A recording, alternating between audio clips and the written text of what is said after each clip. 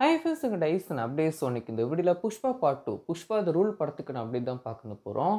புஷ்பா இந்த ஒரு படத்துக்கு வேர்ல்டுல ஒரு மிகப்பெரிய எதிர்பார்ப்பு வந்திருக்கு.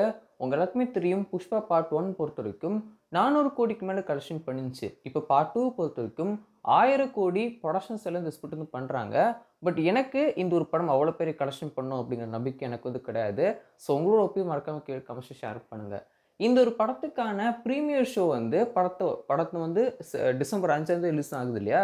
டிசம்பர் 4 நைட்டு இந்த ஒரு படத்துக்கான ப்ரீமியர் ஷோ வந்து நடத்துகிறாங்க. பட் என்ன காசு அந்த டிக்கெட் காசு வந்து ரொம்ப அதிகமாக இருந்திருக்கும். நார்மலாக எஃப்டிஎஃப்எஸ்க்கு வாங்குற டிக்கெட் விலையை விட கொஞ்சம் அதிகமாக இருந்திருக்கும். இன்னைக்கு ஈவினிங் 6:03க்கு இந்த ஒரு படத்துக்கான ஃபர்ஸ்ட் சிங்கிள் ரிலீஸும் பண்ண போகிறாங்க.